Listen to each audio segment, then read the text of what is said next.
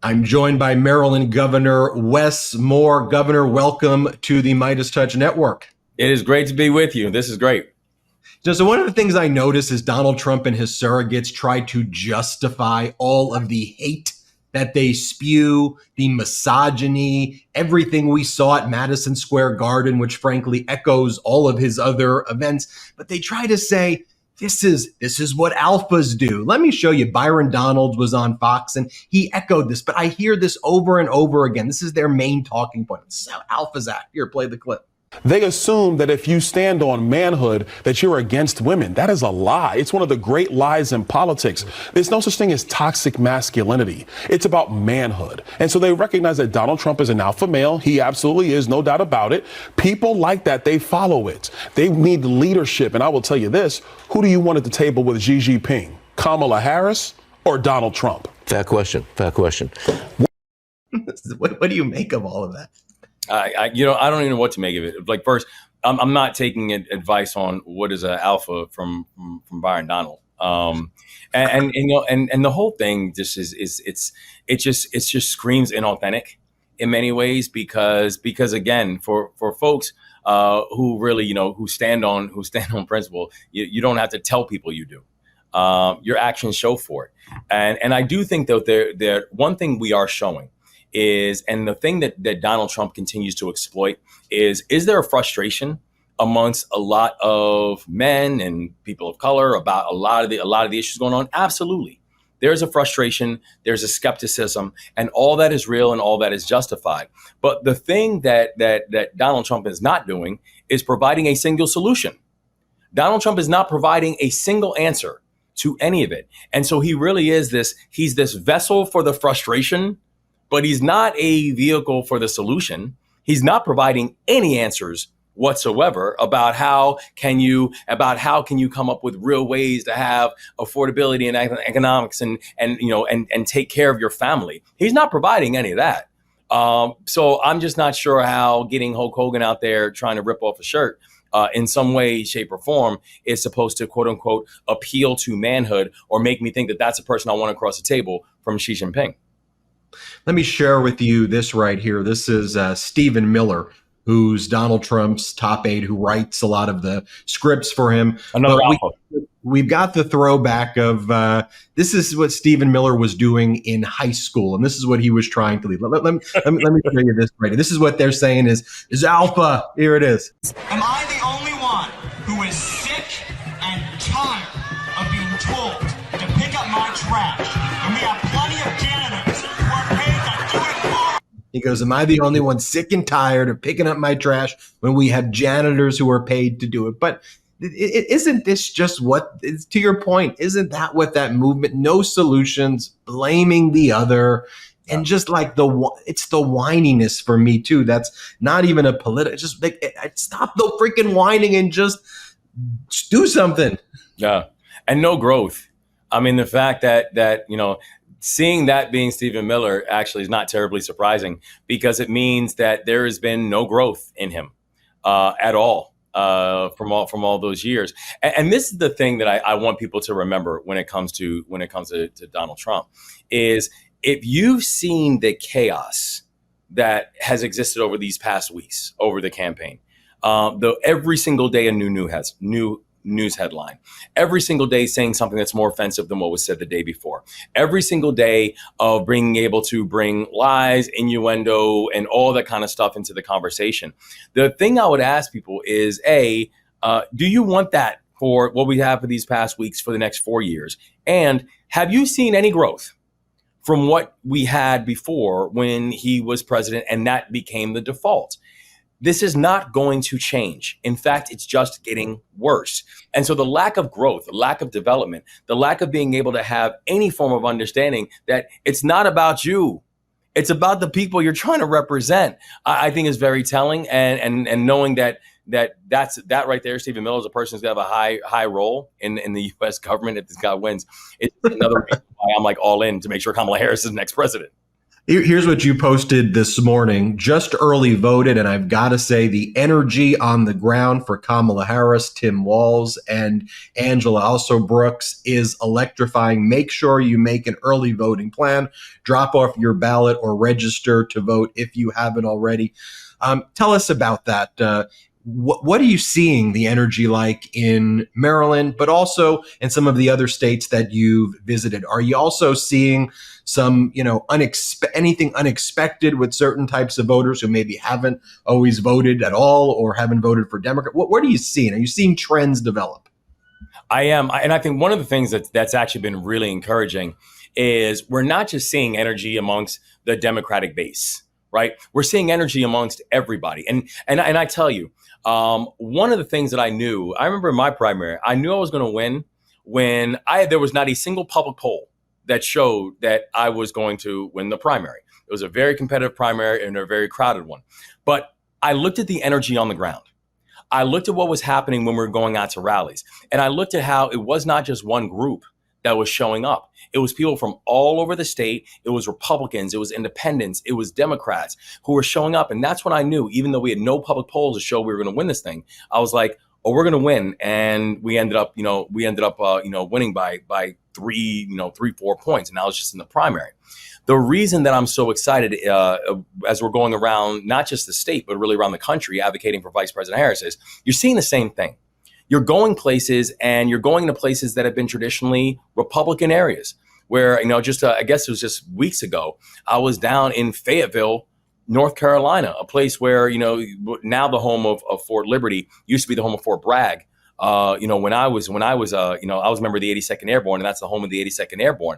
And to watch the rallies and the energy in Fayetteville, North Carolina, something is happening that you're not just seeing an energized Democratic base, but you're watching a lot of Republicans and independents who are saying that not only we are not going back to that chaos, but also if you listen to what the vice president is talking about, how she's talking about real economic advancement and making things more affordable for working families, being able to give a tax cut and a tax break to families making under $400,000, being able to provide $25,000 down payments to first-time home buyers, being able to provide increased capital to entrepreneurs and give them a chance to start their own businesses. Like, that's the thing that people want to hear. And she's the only candidate in this race who's actually talking along those lines. So I think the energy is real. It is electrifying. It's the reason that I believe that she's going to be successful on Election Day. Yeah. And you compare that. I mean, you mentioned she's out there talking about policies that will actually benefit the lives of people. And when I look at what is it that Trump and the MAGAs are doing, I mean, just raw misogyny. I mean, you have Elon Musk's PAC, or the PAC he contributes money. This is what they ran with yesterday. America really can't afford a C word in the White House right now. Yeah. Kamala Harris is a C word. That's what they flash as the image. Then you have Donald Trump going around and rather than play our national anthem, they do a salute at the beginning of his event. I don't think this gets enough attention. To the J6 insurrectionists, they go, all rise, salute the unfairly treated J6 insurrectionists. Then they do a new anthem. And as someone who represented Colin Kaepernick in 2017, I just think the world's upside down. Let me show you this right here, just so people can see that this is real. This is what happens at the beginning of every Trump event. Ladies and gentlemen, please rise for the horribly and unfairly treated January 6th hostages. I mean, as someone who served our nation, what's your reaction to that? It's disgust. And honestly, the thing about it is, if he weren't running for president, this would actually be humorous and entertaining. It feels more like a skit. The problem is he is. And the problem is that we are days away from an election that could potentially put him back into the Oval Office. It is disgusting because we aren't talking about patriots. We're talking about people who attacked patriots, right? We're talking about people who were beating police officers with American flags. We're talking about people who were going after law enforcement and going after members of the National Guard, people who actually are willing to put their lives on their line for this country.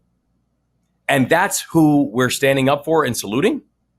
The people whose definition of patriotism is putting on a baseball cap and storming the Capitol and saying that the only way I'm going to honor election is if it goes my way. This is absurdity.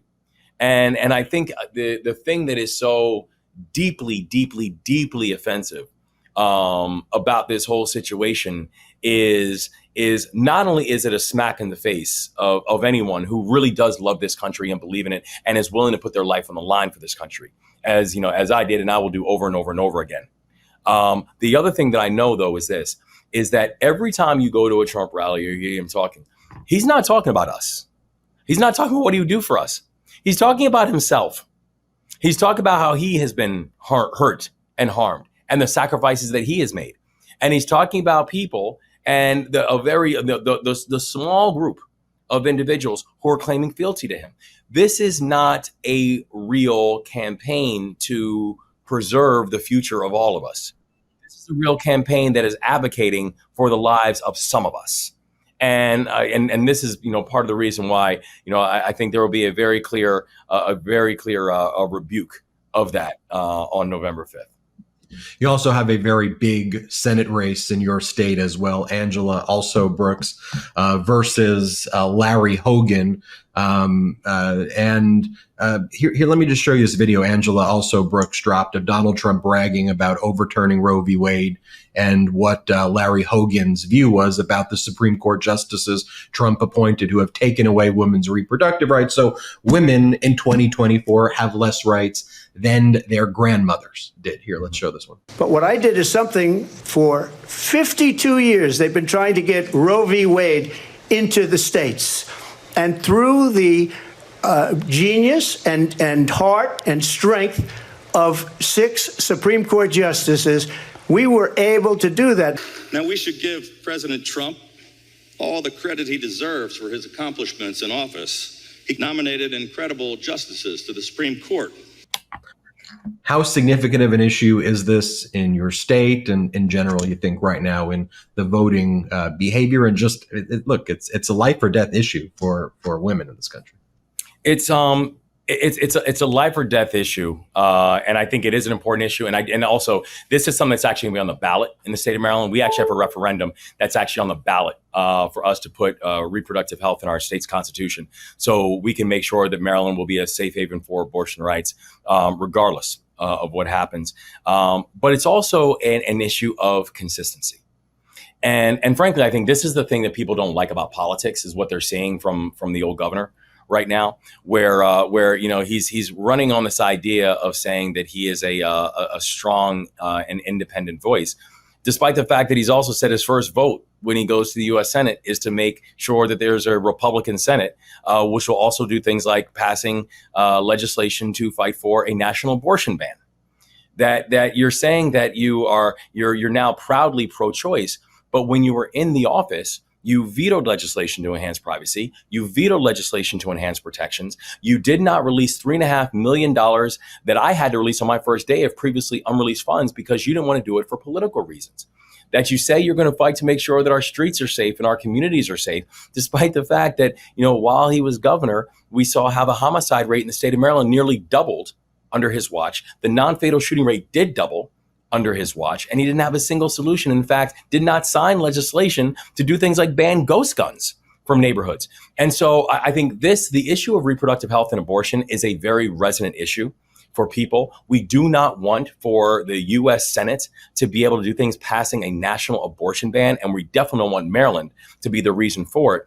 But it's also highlights something that's much deeper for the people of our state, is that just tell us who you are, and then let us make that decision. But I think there's a real challenge that we've seen from the former governor to show a measure of consistency. And it's one of the reasons that, I endorsed Angela Also Brooks over a year ago during a crowded primary, because I just believe that she's an important talent. She's going to be a great senator. And we're going to do everything in our power to make sure that she wins on Election Day as well. Governor Moore, final question. Lots of people, they're nervous right now. You're a voice that is very calming and comforting to people. You know, your leadership is steady leadership. And so to all of the Meidas Mighty watching out there who are nervous right now, who maybe I'm talking about myself, panic refreshing some of the polls to say, wait a minute, are we here? What's going on in this county? What's going on in that county? What do you say to the hypothetical people out there right now? Then all seriousness, what's your message to the people out there in this specific moment in time as we approach the election and nerves are high? You know, I'd say your nervousness is justified, and it's not alone. I'm nervous. This election has consequences, and how the country chooses to go, what direction the country chooses to move in. It is not just going to send a message to those who came before us and all the ancestors. It's going to send a message to those who are going to come after us about what type of country that we hope to be. But the way I deal with my nerves is not by getting frustrated or hand wringing. The way I deal with my nerves is I get to work. You know, we have now been to Michigan and Wisconsin and Pennsylvania and North Carolina and Georgia. You know, we've literally gone all over this country. We have phone banged. We have knocked doors. We have held events and fundraisers. We've put in the work. And I think that's the way I deal with nervousness, is to go out there and say, I refuse to wake up on November 6th and say I could have done more. We're going to wake up on November 6th and say, we got the job done, that we did what we had to do in order to make sure that our democracy was preserved and the issues that we care about are going to be on the front burner and not on the back burner for this next administration. And so for the people who are nervous, I say, I feel you and I hear you. And I think all of us, if you don't have a sense of nerves to you right now, it's because you don't care, right? The reason we have nerves is because we care. But the thing I know is this, the way you deal with it is work, is go out there and work through your contact list and make sure that everyone has a voting plan. Go out there and say, you know what, I'm going to devote a little bit of time to say I'm going to go door knock in my neighborhood. Or I'm going to say, you know, I'm going to go give a day. And if I happen to live near one of the battleground states, I'm going to contact their state party and say, how can I help and how can I volunteer? Or what is it that you need that I can uniquely do and offer? The way we deal with nerves is we get to work, because that's the only way we are going to win this thing. Nothing is going to be given. Everything is going to be earned. And so for the next days until Election Day, let's go out here and earn it, because that is going to be a victory that is going to feel really good knowing how much work we put into it. Leave it at that. Maryland Governor Wes Moore, his first time on the MeidasTouch Network. And we hope you'll come back soon. And we hope you come back after that when we're all feeling good and we're building policies that can help the American people. Thank you so much. Amen. Amen. Thank you. Great to be with you. Hit subscribe. Let's get to that 4 million subscriber mark before the election. Thanks for watching, everybody. Real quick, Meta just changed their algorithm to suppress political content. Please follow our Instagram @MeidasTouch right now as we head towards 400,000 followers so you don't miss a beat.